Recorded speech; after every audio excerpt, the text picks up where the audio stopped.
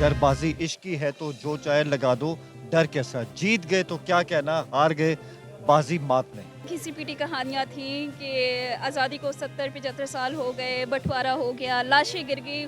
कोई कल्चर नहीं है हमारा, ये पाकिस्तान का कल्चर नहीं है, ये मुसलमानों का कल्चर नहीं है। फैज़ का पैगाम भी यार, खुश रहो इंसान। मुल्क की तरक्की पर प्रैक्टिकली कोई बात होनी चाहिए, कोई प्लान्स होने चाहिए। इस वक्त सियासत जो है वो इतनी सतही हो रही है कि लोग उसके बारे में सुनना नहीं चाह रहे। पाकिस्तानी फ़िल्म्स के लिए मैं तरस रही होती हूँ कि यार कोई फ़िल्म आए। अस्सलाम वालेकुम जी, मैं हूँ राना अली सुहेब। आज फैज़ फेस्टिवल का दिन है और हमारे साथ कुछ मेहमान हैं। तो वो यहाँ पे क्या करने आई हैं, क्या इस फेस्टिवल में क्या चीज़ उनको अच्छी लगी, ये पूछने के लिए उनके पास चलते हैं। जी अस्सलाम वालेकुम मैडम, वालेकुम अस्सलाम। क्या नाम है आपका? ज़ीनत। सर आपका नाम क्या है? हुसैन जावेद। अच्छा अच्छा, ये बताइए कि आज यहाँ पे आप आए हैं फैज़ फेस्टिवल है, उसके बारे में बताएं कैसा लगा?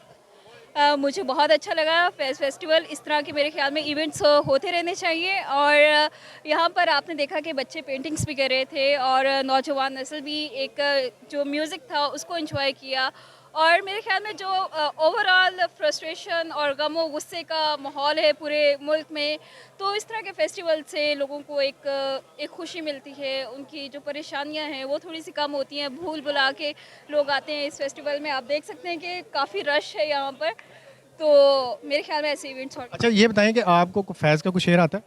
गरबाजी इश्क की है तो जो चाहे लगा दो, डर कैसा। गरबाजी इश्क की है तो जो चाहे लगा दो, डर कैसा, जीत गए तो क्या कहना, हार गए बाजी मात नहीं।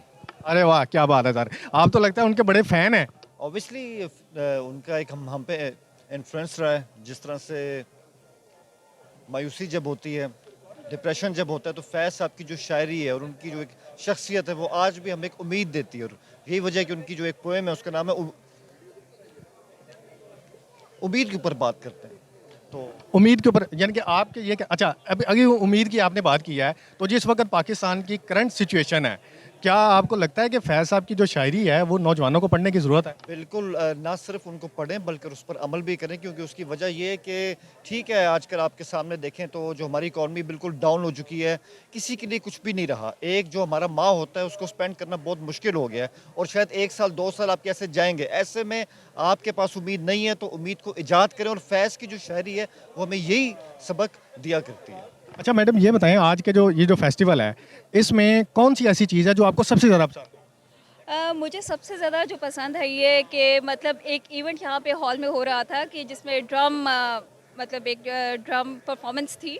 उसमें सभी ऑडियंस ने मिलके पार्टिसिपेट किया है, उनको इंस्ट्रूमेंट्स दिए गए थे। यहाँ ओपन हॉल में वो इवेंट ऑर्गेनाइज़ किया गया और मतलब एक इक्वल अपॉर्चुनिटी दी गई है कि आवाम भी उस परफॉर्मेंस में शरीक होकर मतलब जो खुशियाँ हैं उनको बाँट सके, उनको ज़्यादा एंजॉय कर सके पूरे तरीके से। अच्छा सर, आपने जैसे ही मैडम ने बात की है, यहाँ पे एक परफॉर्मेंस हुई, तो लेकिन उस परफॉर्मेंस को चंद लोगों ने क्रिटिसाइज़ भी किया।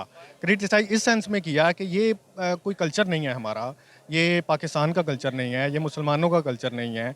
तो आप क्या कहेंगे इस बारे में? नहीं, नहीं, आई थिंक यार बात ये है कि हमें थोड़ा-सा इसमें समझने की ज़रूरत है। ये आप अगर कल्चर की बात कर रहे हैं तो वो म्यूज़िक के बगैर हमारा कंप्लीट नहीं होता। तो ये हमारा कल्चर है, अल्लाह ने हमें इतनी डाइवर्सिफ़ाइड किस्म की हमें सकाफ़त दी है। तो यही आपके रंग हैं, यही आपके मेले ठेले हैं। लोग आते हैं, अपने तमाम जो उनके मसले होते हैं उनको छोड़ के यहाँ एन्जॉय करने आते हैं। तो आप क्या चाह रहे हैं वो यहाँ आके क्या करें? तो फैज़ का पैगाम भी यार, खुश रहो इंसान, दोस्त आदमी थे। और इस तरह के जो मेले ठेले होते हैं ये लाहौर की पहचान है। इसके अलावा अगर लाहौर की कोई पहचान है तो आप मुझे बता दें। जावेद अख्तर इंडिया से आए हैं, किसके लिए? हमारे लिए आए हैं, ठीक है। एमी सिंह आई हैं यहाँ पे, चंडीगढ़ की शायरा हैं। तो उनको बहुत एक्साइटमेंट थी कि लाहौर दिखता कैसा है।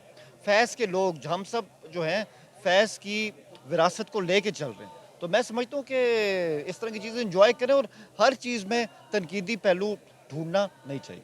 अच्छा मैडम आप ये बताइए कि ऐसी इस फैज़ फेस्टिवल में कल का दिन में और आज के दिन में ऐसी कौन-सी चीज़ है जो आपकी नज़र में आपने ये सोचा हो कि ये नहीं होना चाहिए था? बिल्कुल, बिल्कुल। कल जो अजोका थिएटर में जो ड्रामा इन्होंने किया था वही जिसे कहते हैं कि घिसी-पिटी कहानियाँ थीं कि आज़ादी को 70-75 साल हो गए, बँटवारा हो गया, लाशें गिर गई, खून बहा हर जगह पर। मतलब वो मैं देख के ना एकदम से मैंने कहा यार ये क्या मतलब क्या चीज़ें हैं। इनका जो अजोका थिएटर वाले हैं उनके हर थीम का कंसेप्ट ही होता है और अरसे दराज से यही चलता आ रहा है। और मतलब इसी तरह की जो परफॉर्मेंस है वो जब बार बार दिखाई जाती है, मुझे समझ नहीं आता कि वो क्या प्रूव करना चाहते हैं, या पाकिस्तान की क्रिएशन को वो कह रहे हैं कि उससे कोई प्रॉब्लम है उनको, कि वो हर वही जो सांप की लकीर है उसी को ही पीटा जा रहा है। तो वो मेरे ख्याल में ऐसी परफॉर्मेंस यहाँ पे नहीं थी होनी चाहिए।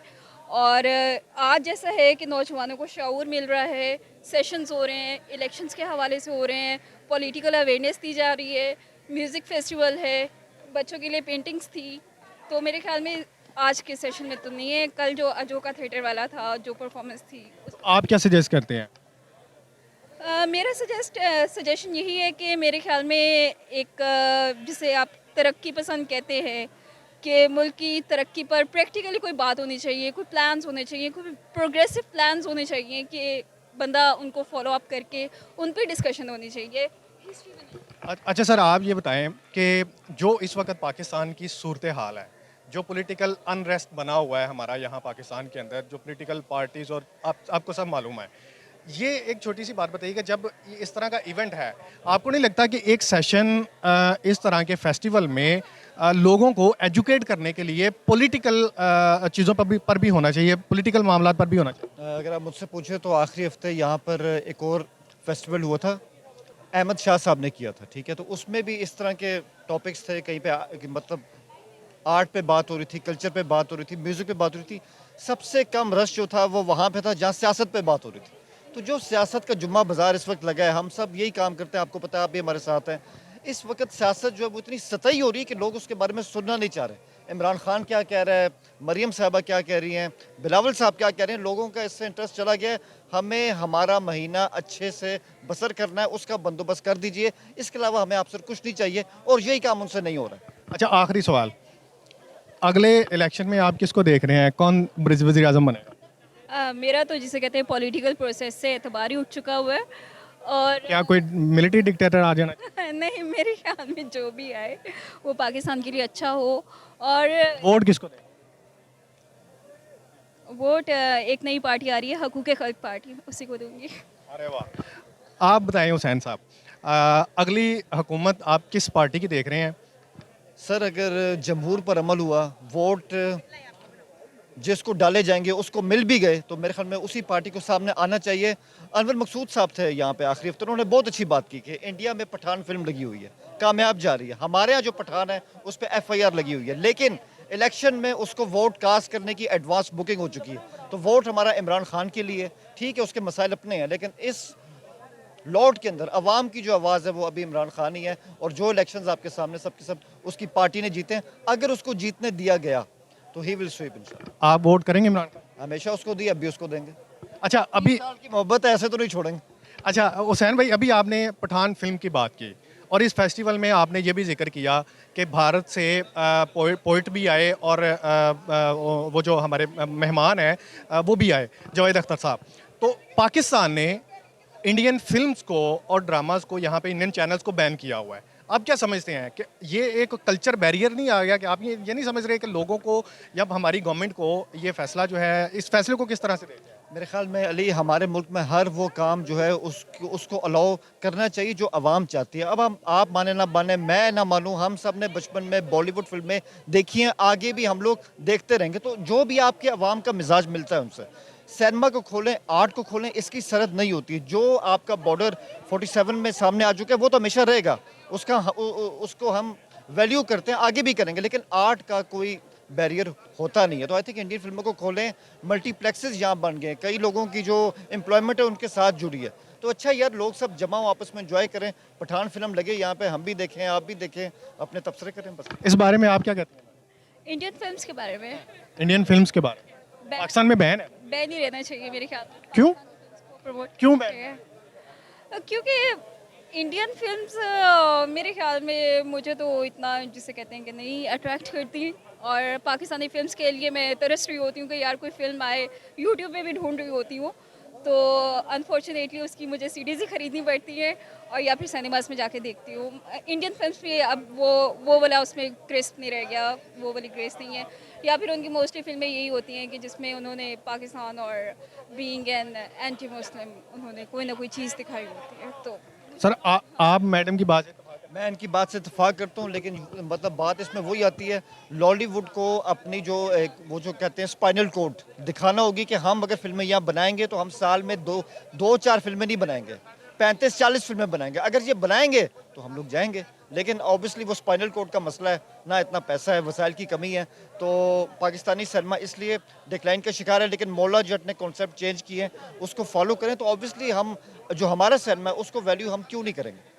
अच्छा, एक आखिरी सवाल, आप ये बताइए कि फैज़ अहमद फैज़ साहब का ये जो फेस्टिवल चल रहा है, इस फेस्टिवल में को मज़ीद बेहतर करने के लिए कोई एक सजेशन आपके माइंड में, इस फेस्टिवल को मज़ीद बेहतर करने के, इससे अच्छा करने के लिए? फेस फेस्टिवल पहले से काफ़ी हद तक बेहतर हुआ है और डे बाय डे बेहतर हो भी रहा है, और मज़ीद बेहतर करने के लिए यही होगा कि मतलब नौजवानों के लिए जैसे कोई आईटी के हवाले से यहाँ पे कोई एक्टिविटी होनी चाहिए कि मतलब थोड़ा सा जो एक क्रिएटिविटी है, ये नहीं कि ओनली म्यूज़िक फन और दिस एंड दैट। तो मेरे ख्याल में नौजवानों को भी इस तरह के जो एग्जीबिशंस हैं उनमें पार्टिसिपेट करना चाहिए। सर, आप क्या सजेस्ट करेंगे इसमें मज़ीद, आपने चूँकि ये अटेंड कर रहे हैं, आप इसमें क्या सजेस्ट करेंगे कि एक इसमें या कोई बेहतरी अगर करनी आपको मौका मिले, क्या बेहतर करेंगे इस फेस्टिवल में? सिर्फ इसमें दो चीज़ें, एक तो साल में 3 दिन सिर्फ ये फेस्टिवल होता है यहाँ पे, तो साल में एटलीस्ट इसको 2 बार होना चाहिए। ये बहुत ज़रूरी है। इस तरह की जो एक्टिविटीज़ हैं, देखें ना, अवाम सामने आ गए हैं, अवाम को इस तरह की एक्टिविटी मिलेगी, अवाम क्यों नहीं आएंगे सामने? एक तो ये होना चाहिए। सेकेंडली, अवाम से मेरी ये है रिक्वेस्ट कि ज़्यादा से ज़्यादा आएँ। अब मैं यहाँ पे कल भी था, कल यहाँ पे इतना रश नहीं था, आज रश है और कल आखिरी दिन है, कल और रश होगा। तो आएँ, अपने बच्चों को लाएँ, अपनी फैमिलीज़ को लाएँ, तो इससे अच्छा माहौल, मतलब यही लाहौर है यार, लाहौर है ही। बहुत शुक्रिया आप दोनों का। जी, तो नाज़रीन, जैसा आपने देखा कि यहाँ पे फैज़ फेस्टिवल में जो लोग यहाँ पे मौजूद थे, उनका यही कहना है कि इसको मज़ीद बेहतर होना चाहिए, इसमें बहुत सी चीज़ों को एडअप करना चाहिए, ये हमारा कल्चर है। और ये जैसे अभी हमारे साथ मेहमान थे हुसैन जावेद साहब, उनका ये कहना है कि ये साल में 1 दफ़ा नहीं, ये साल में 2 दफ़ा होना चाहिए, जो कि वाकई में बहुत अच्छी सजेशन है। हमें दीजिए इजाज़त, हमारे चैनल का ख्याल रखिएगा। अल्लाह हाफ़िज़।